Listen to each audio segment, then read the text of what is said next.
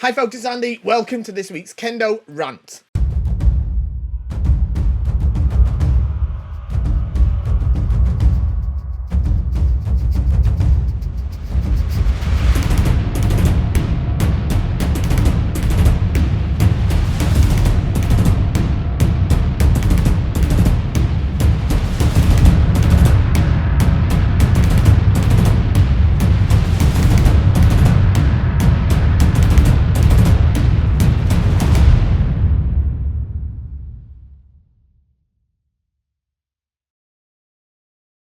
Okay, we have a mammoth gargantuan episode for you today. So get yourself comfortable, get yourself a cup of tea or whatever. Because we've got a lot to get through, okay?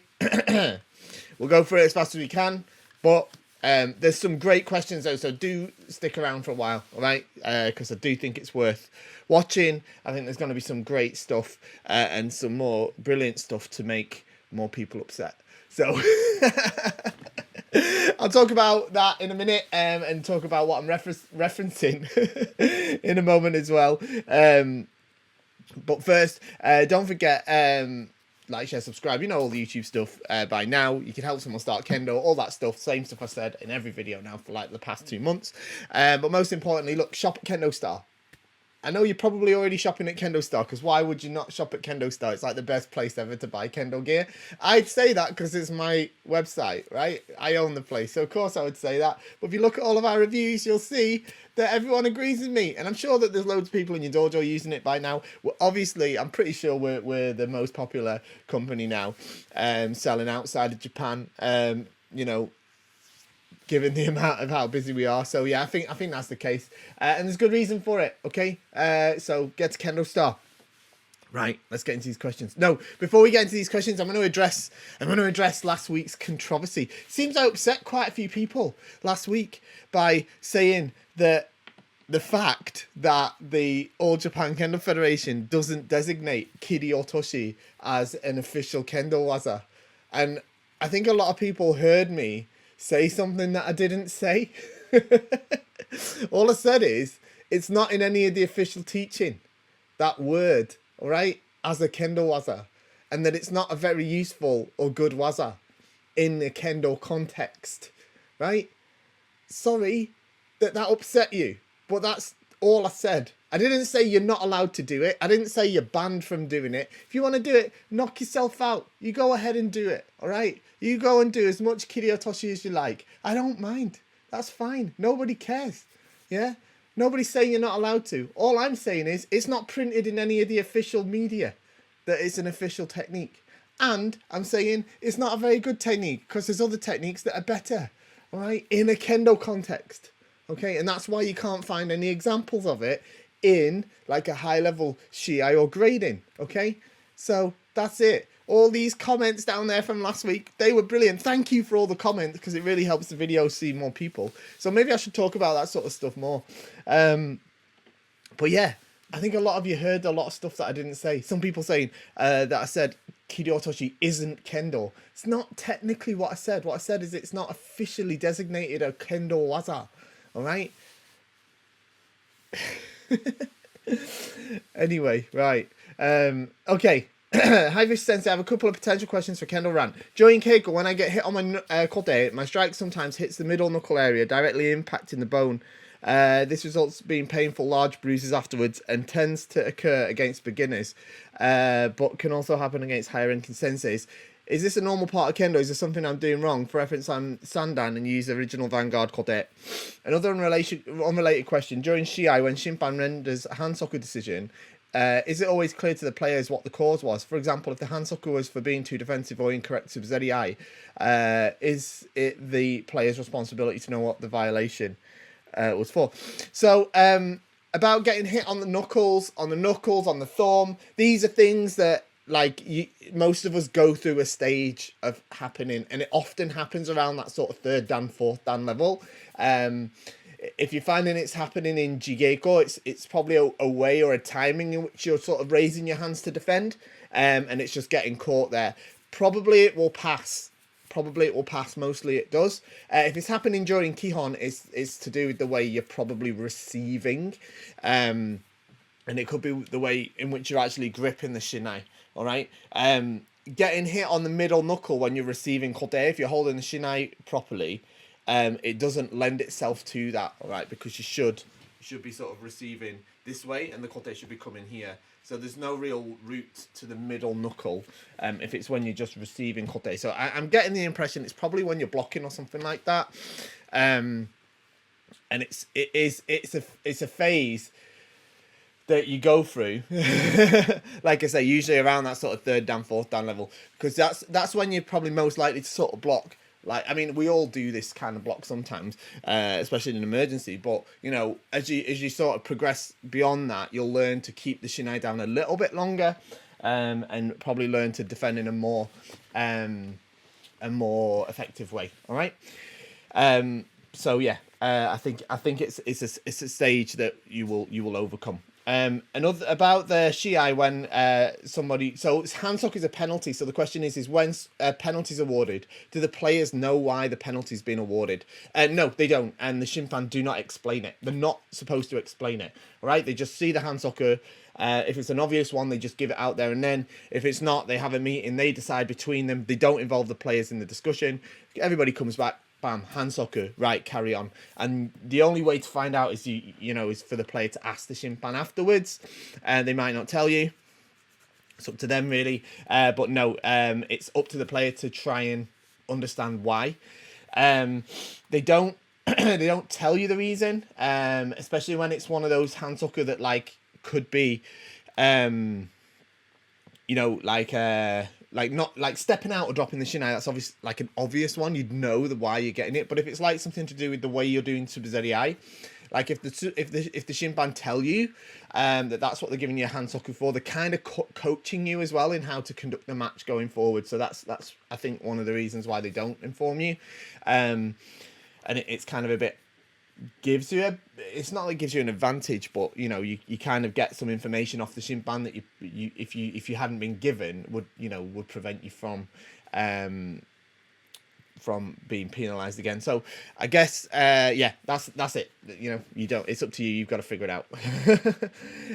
Next one. Hi Andy, hope you're doing well. I started Kendo 5 months ago and I'm still a noob. I started wearing Borgo since a couple of weeks and I'm experiencing two problems. One, I hit too hard according to my sensei and fellow students. Two, I'm wasting too much energy during Keiko. Any tips on how I can improve both? Thank you in advance. Okay, yes. So these two are linked. You're wasting energy because you're hitting too hard. You're using too much energy in your strikes, which is why you're transferring power in the wrong way, which is causing you to hit hard.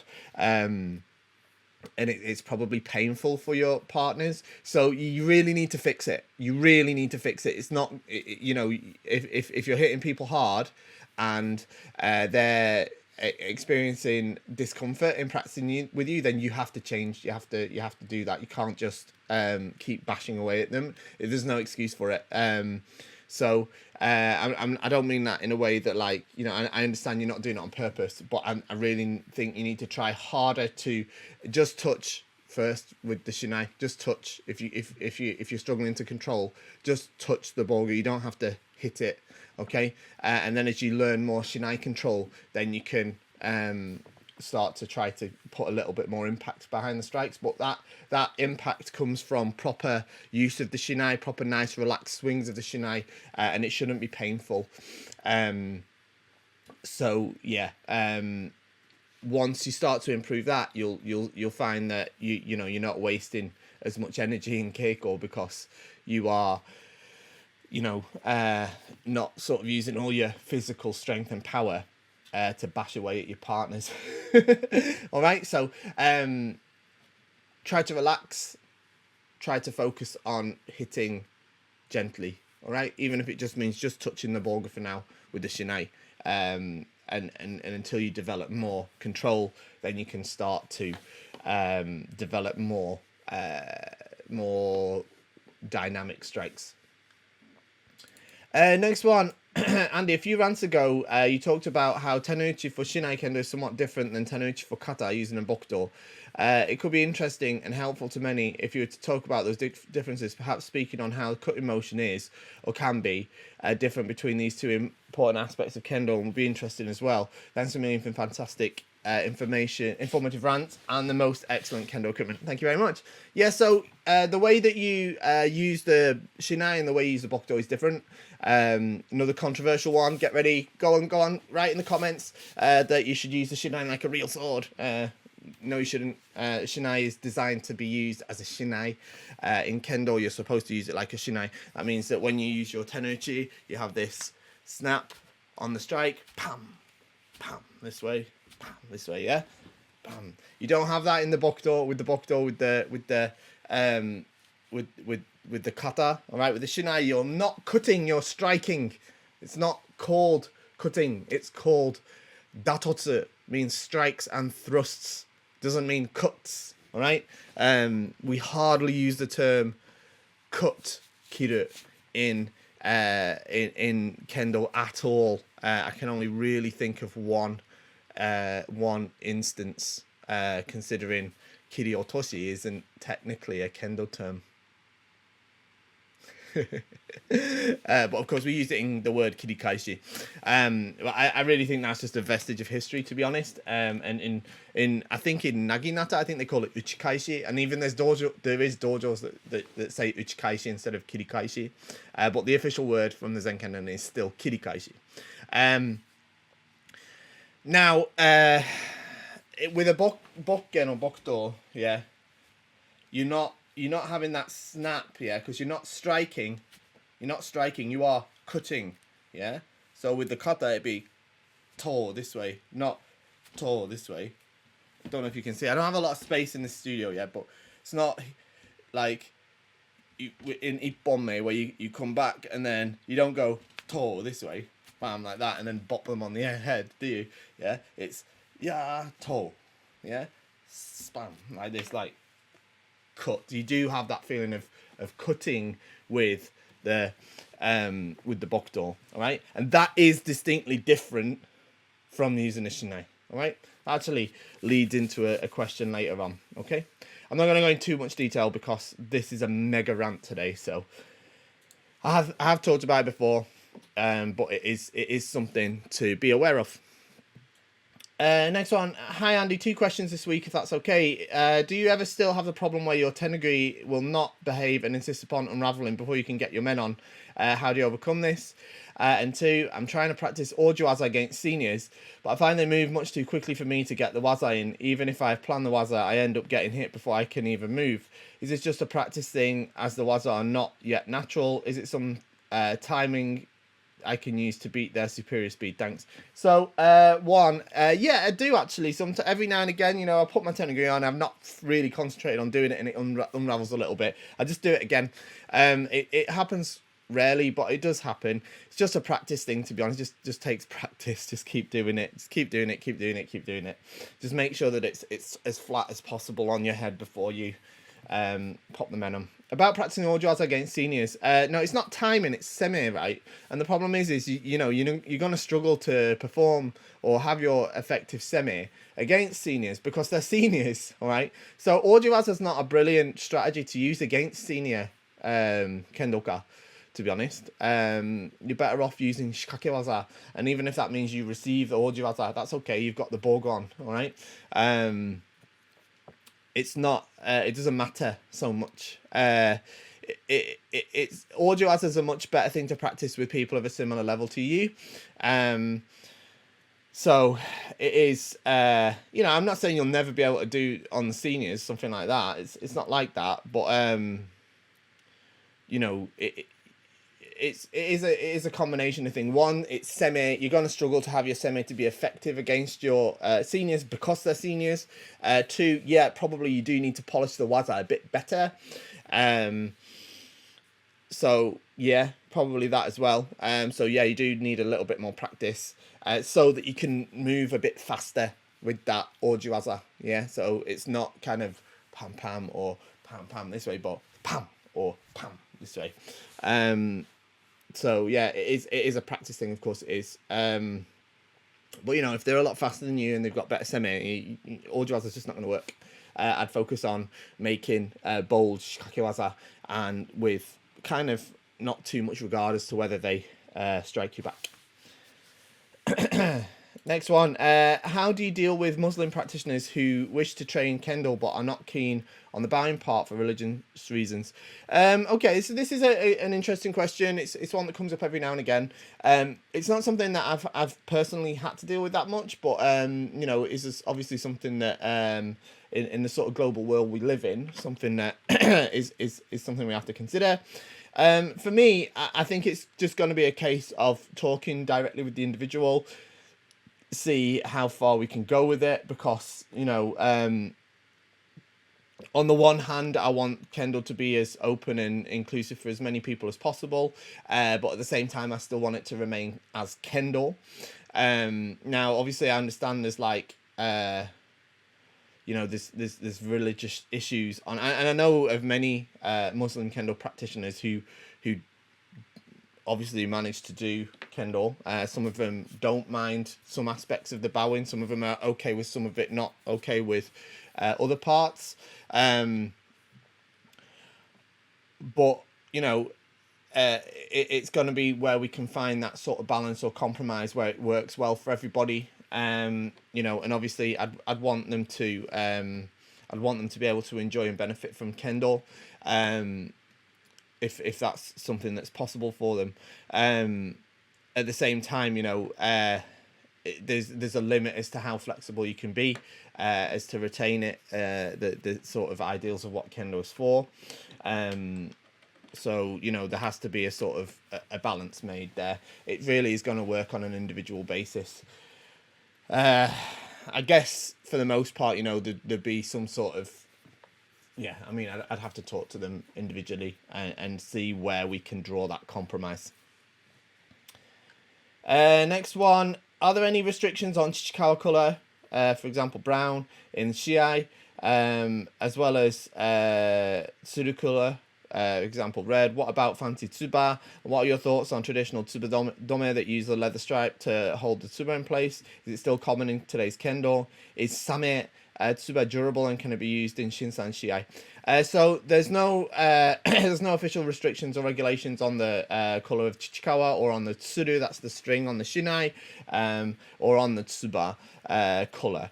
There's restrictions on the size of the Tsuba and the materials that it can be made out of. But in terms of the actual colour and design and stuff like that, there's no restrictions on it. So, you know, I've done a video in the past about common myths in Kendo. There's a myth that goes around that you're not allowed to use different coloured tsuru in Shiai, for example, the string on the Shinai. It's not true. It comes from a restriction in Japan for junior high school kids. And it's for Shiai that are specifically regulated by the Junior High School Sports Federation. So it's not actually like a ZNKR, like a All Japan Kendo Federation ruling. It's for kids. And they have similar rules for the Chichikawa and for decorative Tsukagawa and for the Tsuba as well. They regulate all sorts of different things that aren't regulated in adult Kendo. So no, there isn't an official ruling on that. Same with the membuchi. Some people, there's a myth that the black membuchi isn't allowed. That's because the high school federation has a similar rule in Japan about that, but it's not a general rule. And in terms of the Same Tsuba, the real Same Tsuba, if it's real Same, they're not super durable. Actually, you can use them in the Shinsan Shiai, but yeah, they're not very durable. So I don't necessarily recommend them. The imitation ones are a bit better for durability if you want that same look. Obviously, they're not as prestigious. We've got them on KendoStar. They're really simple. They're a plastic Tsuba, and they've got like a photo etched Same pattern on them, so they look a lot like the real one. They really do. Certainly from a distance, but they don't have the texture. It's just printed straight onto it. I think they're a good alternative as well. Next one. Hi Andy, trying to learn how to hit small men, kote, etc. My sensei and fellow Kendoka are saying I'm hitting too lightly. How can I hit harder without losing form? Thanks. So you need to just improve your tenuchi. So from suburi, just check you're doing the suburi properly, that you've got that snap of the wrists here. Yeah, that's the thing. Often it comes from not holding the shinai properly. If you're holding the shinai like this, you can't use your wrists properly. You can't get this action. So it's probably from that. And two, it's probably just check that you're actually cutting from the right distance so that you're not too far away and then overextending. And that'll lead to obviously a strike that's too light. Probably it's better just to get that little bit further in, even if it's too close, to maintain the posture so you can get that striking correct. But make sure you're doing it by getting speed into the shinai rather than just using your muscles to bash like the earlier person who was being told that they're hitting too hard. You don't want to get that way. So you're sort of at the next step from that person, which is it's going to be about developing that tenouchi, that way of using the wrists and the hands to make that strike, pam, pam, pam, like that. And you'll get that from suburi here. Just concentrate every single time you swing the shinai and do your suburi. And it will improve, okay? It takes time. Okay, next one's a mega question. All right, so this is in response to last week's video. I wasn't sure how to address this, but it is a big one. So bear with me while I read it out because I think it's important and there's some points that are made that I really think I need to address. So first of all, I must say I love the work you do and enthusiasm, passion for Kendo is contagious. Thank you very much. Secondly, I must underline that this is no means an attack on you or your opinions. That's okay. I don't care if it is, to be honest. It's rather a philosophical trail of thoughts that started in my brain after watching your latest Kendo rant. Furthermore, I must say I enjoyed your last rant. Your frankness and directness was refreshing. Love it. Good. Thank you very much. So now on to my rant. It concerns your opinion on fencing other martial arts like Hima and Naginata. I must agree that it is the most silly thing in relation to improving one's Kendo. But you seem very clear on your distinction between Kendo and other martial arts and separated Kendo completely from other forms of martial arts. To a certain extent, I can understand, but at the same time, I disagree. Modern Kendo has indeed developed into something of its own, but its roots are so clearly there. Sword fighting. Why are katas still part of grading? If Kendo is cut off from the idea of sword fighting, why not throw out the useless kata as well? Furthermore, central parts of the criteria of a valid strike also stems from successful strike and sword fighting.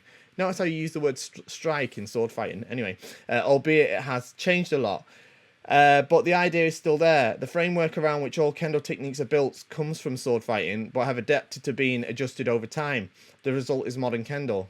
What I'm trying to say is that I agree with you under certain conditions. If we go back to your wonderful ball sports analogy you used in the last Kendo rant, I would agree that Kendo versus other kinds of sword styles will be like comparing all racket sports. Kendo is tennis and Hima is badminton. Yeah, I know they don't use balls, but you get the point. They're the same, but not.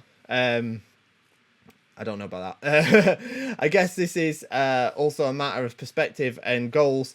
Maybe I'm biased since I also have a background in Bat Dodo. I really enjoy practicing kata and trying to understand the technique is part of the fun, in my opinion. Doesn't matter if it's Kendo waza or kata, where one's technique ends and the other begins. I think what I'm trying to ask here is if you could elaborate on this topic. What is your viewpoint in this matter, since you have so much more experience in Kendo than me? And please feel free to completely destroy all my arguments in your rant. No offense will be taken. Nothing is better than a healthy debate. Okay, so got through that.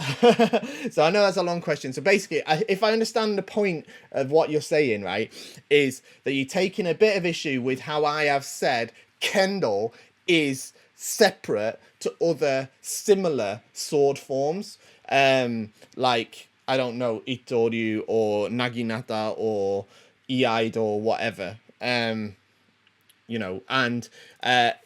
after all, Kendo's roots are in sword fighting, so why is it so detached from, why do I make it out as if it's detached from sword fighting? So look, right, let's address a couple of things. Kendo, I don't know about other martial arts or other forms. I only know about Kendo. I only care about Kendo. I've made that very clear. All right? I only care about Kendo. And when I say Kendo, I'm referring to what the All Japan Kendo Federation refers to and defines as Kendo. I'm not interested in anything other than that. So I'm not interested in Kendo before the All Japan Kendo Federation or anything like that, or outside of the All Japan Kendo Federation.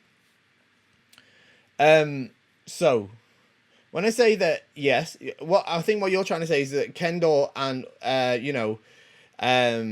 other martial arts have got sort of blurred lines at the edges. They might do. Potentially they do. And there's probably concepts that transcend them. Probably. In the same way that the same could probably be said for figure skating and ice hockey. There's, probably concepts that transcend them, I guess. I don't know. I don't know anything about those sports. I'm just guessing. Yeah. Maybe similar with, let's say, polo and dressage, horse riding. Yeah. There's some concepts that are probably similar or even the same across them. But it doesn't mean that when you're doing figure skating, you're playing ice hockey, right? And it doesn't mean that a figure skater can compete against an ice hockey player to any real benefit to either of them. Obviously, if they're both trying to figure skate or if they're both trying to do ice hockey, that's one thing. But if you're saying that, what we're comparing is one person's going to figure skate and the other person's going to try and score goals in ice hockey and see who wins, it's not really a useful comparison. Now, that's a clumsy example or analogy, I get that, but that's where I stand on it. Now, in terms of Kendo, I've made this really clear about where Kendo stands in its relationship to sword fighting. I've never said that Kendo is nothing to do with and not connected to sword fighting. I've said that Kendo is not sword fighting because it's not, in my opinion. I'll just make sure that's my opinion. But that doesn't mean it's still based on, and it's very clear, the All Japan Kendo Federation have said that, yeah? It's the method of disciplining the human character based on the concepts and, philosophies of the sword or something like that. I can't remember what the English translation says now, but it is connected to the concepts of some aspects of sword fighting. And that's what the kata are, as well as kind of helping us remember that. Right? There are concepts in the kata that are linked indirectly and in some cases directly to Kendo with a shinai. That doesn't mean that they're practically the same thing, because they're not. And that's why we have the kata, is so that we can study those difficult or underlying concepts that are connected to sword fighting and apply them to our Shinai Kendo, which isn't a direct emulation of sword fighting. Okay? So we can take those parts from that and apply it to that. All right? Now, you could argue, well, you could do that with Iaido, or you could do that with a different form of Kenjutsu. Maybe you could, but you don't need to, because the Zenkennen have already set a form of kata that we can use to do that, and it works super well. So, if you want to take extra and see if that helps you, maybe it will. But that's where I sort of stand on it. That's where that stands, really. There's, and in terms of the criteria for a valid strike, in terms of sword fighting, I mean, yeah, there are some aspects of it, because Kendo still is the way of the sword. But, it's a bit of a stretch to say that because we care about Hasuji, the correct cutting angle when you do Doichi, to consider it a valid strike or not, that means that Kendo is basically sword fighting. Now, I'm not saying that's what you're saying, but, that's kind of my point. I'm not saying that Kendo is completely disconnected and from sword fighting in its entirety, because it's not. It's based on the concepts and the values of the katana. Yeah, the Nihon To, it says, actually, not katana, the Nihon To, the Japanese sword. That's fine. Nobody's arguing that. I'm just saying that, if you want to get put on your boga and then fight someone that's wearing, some other kit, I don't know, whatever, and then sort of fight it out, and then pretend that you're benefiting either party, you just kind of, it's why don't you just be honest and just say you're just messing around or just having fun? There's nothing wrong with that. Do it. Fine. I'm not saying you're not allowed to before you hear something I didn't say, with the Kiriotoshi debacle. But all I'm saying is that you're not going to get better at Kendo by practicing against someone that's doing Ju-Kendo or someone that's doing Hema or whatever it's called. Yeah, no one's going to do that. No, you're not going to, you know, you're not going to improve your Kendo from that, because you don't fight against those things in Kendo. You don't. I mean, fight is the wrong word in the first place, but that's on a deeper level. So that's that. And you know, there's one last thing I'm going to put out is, you know, I'm trying to understand techniques. Trying to understand techniques is part of the fun, in my opinion. That's fine. That's fine. Have fun. Have fun. Yeah, and if it's fun, do it. If you know, if you're not hurting someone else, that's all fine. But doesn't mean that it's Kendo. That's all I'm saying. Doesn't mean that it's definitely not, but it just doesn't automatically mean that it is because you're wearing the Borgo and the Shinai, using the Shinai. All right. Okay.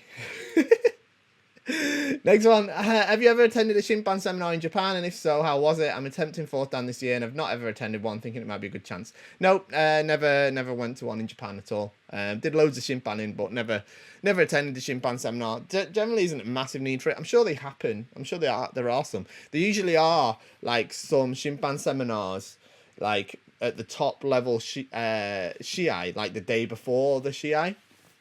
That's normal, but like I'm well below that, you know. I mean, that's like Hatidans go to that.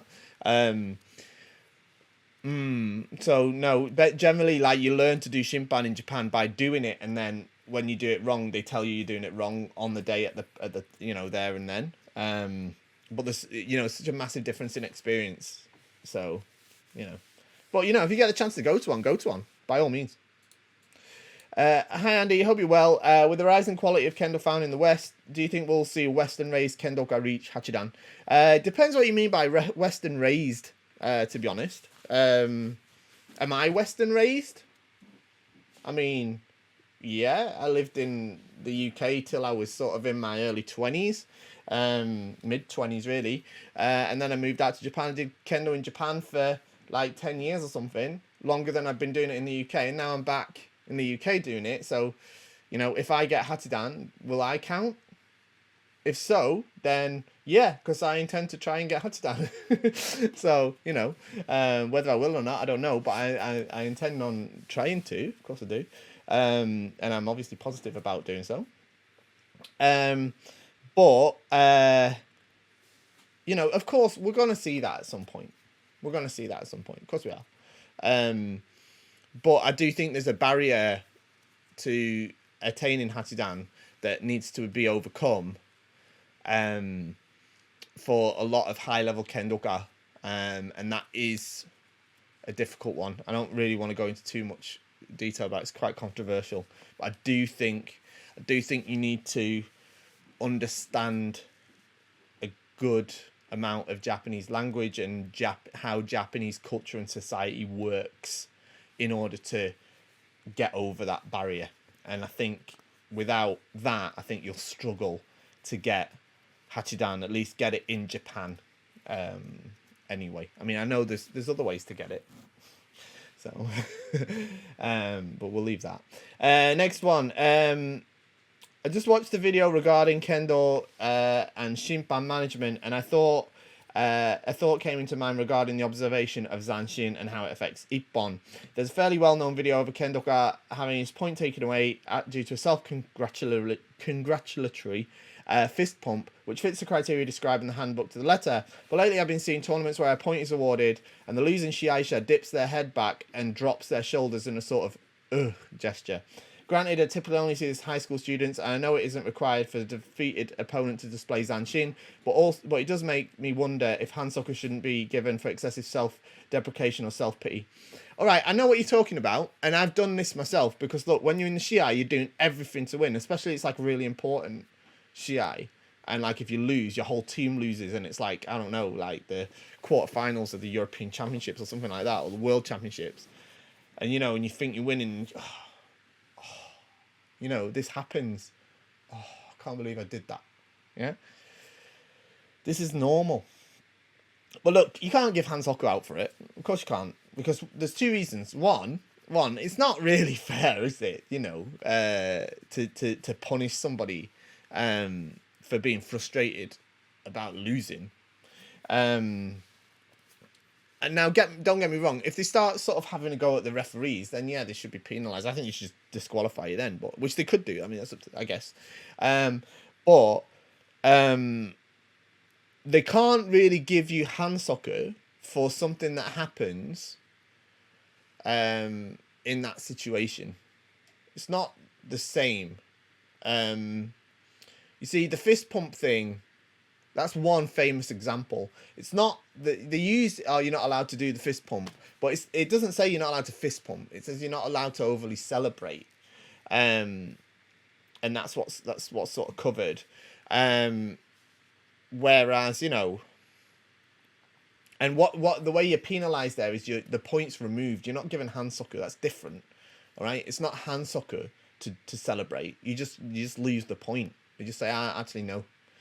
To give hand soccer to somebody for something that happens when the match is stopped, unless it's quite egregious, which that's not. I mean, and I'm talking like attacking the other person or swearing or having a go at someone. You know, like if they let out like a swear word because of it, that's a bit different. But if it's just like, oh, okay, you know, it's natural to feel like that in that situation. I think it would be unfair to punish people for it. I really do. So no, I don't think we need a. I really don't think we need to impose hand soccer on that. I really hope we don't actually, because that's. It's bad enough you just lost a point, but then it's like, oh, you know, as long as you're not like I say, as long as you're not being offensive or aggressive or something. Or particularly disrespectful, which I don't think it is. I mean, it's towards yourself, innit, that? Okay, next one. Last one. Hi, Andy. Who holds more authority and therefore the senior organisation in regards to Kendo? Is it the ZNKR? That's the All Japan Kendo Federation. ZNKR stands for Zen Nippon Kendo Renmei, by the way, which means All Japan Kendo Federation. Or the FIK, that's the International Kendo Federation. I've heard people say both, and I was a little confused. All right, so I don't know which is technically holds the more authority, but I know that like practically in the real world, it's absolutely the All Japan Kendo Federation. Absolutely. You know, what they do, what happens in the Zen Kennen or the All Japan Kendo Federation generally is followed by the International Kendo Federation. It's generally not the other way around. This is borne out in examples like changes to the Shinai rules recently. We talked about them last week. They happened in Japan first, and then the FIK moved on to pick them up. It's generally done in that direction, not the other way around. So, yeah, if anything, I'd say it's the ZNKR in real terms. Whether that's official or not, don't really know. It's not really authority either, is it? But it's the All Japan Kendo Federation, isn't it, that decides what direction Kendo is going in. They write all the rule books and the official notices and stuff like that. And then the FIK then sort of basically exists to communicate that to the rest of the world. Not exists to do that, but that part of the thing it does is communicates it to the rest of the world. There's not a lot that the FIK, to my knowledge, I might be wrong, sort of comes up with themselves and then that gets put out elsewhere. There are probably some things, but by far most of it's put out by the All Japan Kendo Federation first, to my knowledge. Anyway, that's it. Thank you for joining me today. Some great questions. If you're upset, go and type in the comments down below. Tell me how mad you are. Love to hear it. Yeah, just make sure that you heard what I actually said and not something that I didn't say, and you just sort of triggered by it. Okay. Shop at KendoStar. See you all next time. Bye bye.